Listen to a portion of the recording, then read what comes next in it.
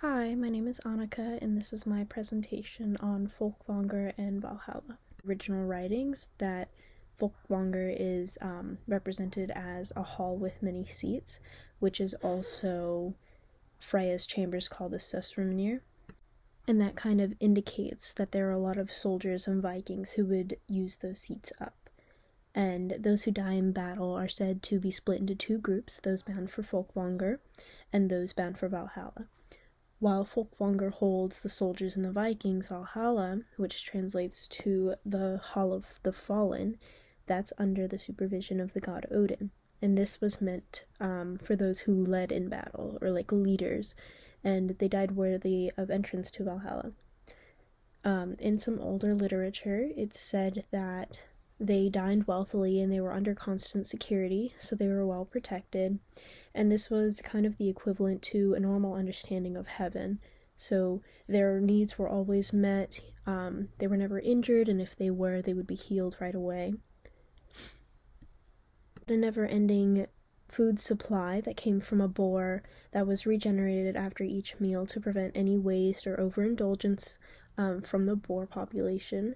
And the fallen of Valhalla were under the protection of the Valkyries, who were soldiers of Odin, and a majority of those Valkyries were bound for Valhalla following their death in battle, because they were deemed worthy of that high title. For my presentation, I have chosen two different paintings to depict the differences between Folkvanger and Valhalla.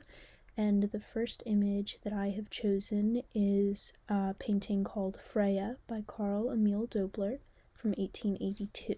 This painting represents Freya, the goddess of love, beauty, gold, magic, and fertility. Freya resides in a large and beautiful palace or mansion, and that's called Sessrumnir. Her main mode of transportation is her chariot of cats, which she goes around on throughout Folkvanger to watch over the battles and making sure that all of her people are where they're supposed to be.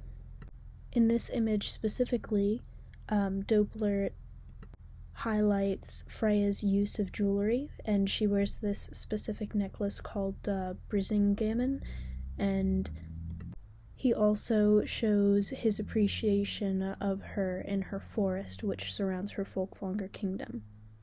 In this image specifically, she represents beauty and wealth, as you can see with the jewelry all around her body. And she also has these protectors called the Hildsvini, which are wild boar. They aren't depicted in this image specifically, but the surroundings of nature represent that protection she gets from nature itself.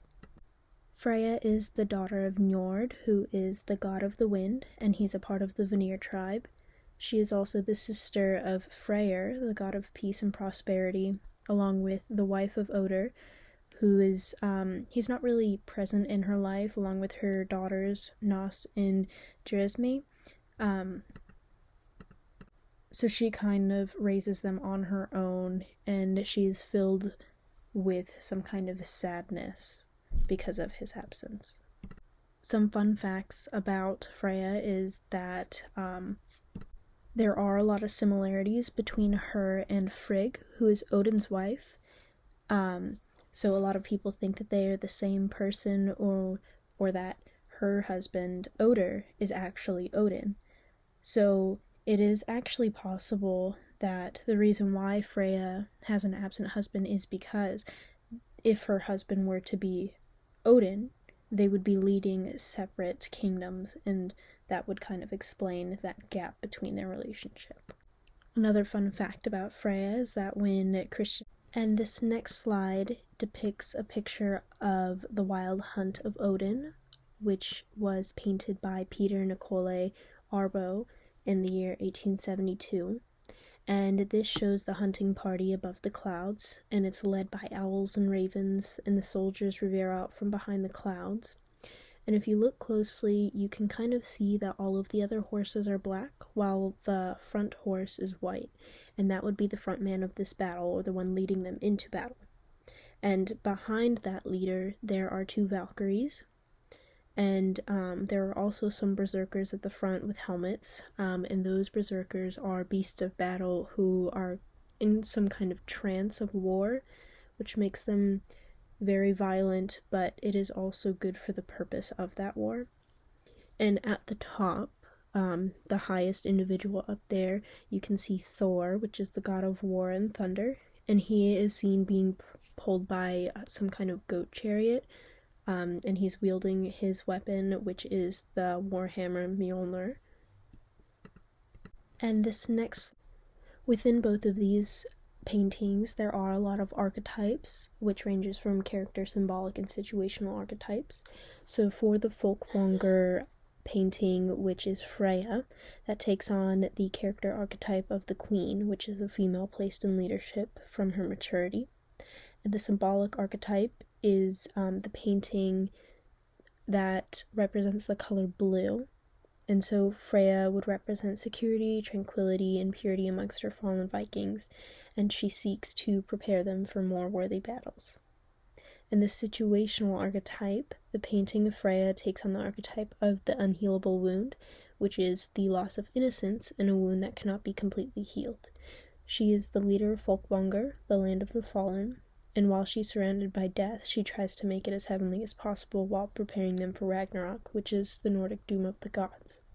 So while those people and soldiers, they're not completely healed because of their death, they are also able to thrive off of their experiences. And they have lost their innocence because while dying in battle or contributing to battle, they would be taking other lives, but it was for a purpose to prove their loyalty to the crown. As for the symbolicism of Valhalla, which is from the Wild Hunt of Odin, that character Odin takes on the archetype of the king, the defender of faith, and the guardian realm.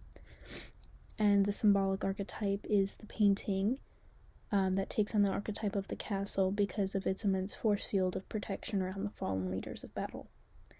And the situational archetype is the painting of the Wild Hunt of Odin that takes on the archetype of the initiation, and those soldiers and leaders of the war have an opportunity to become deemed worthy of entry to Valhalla because of their loyalty to Odin.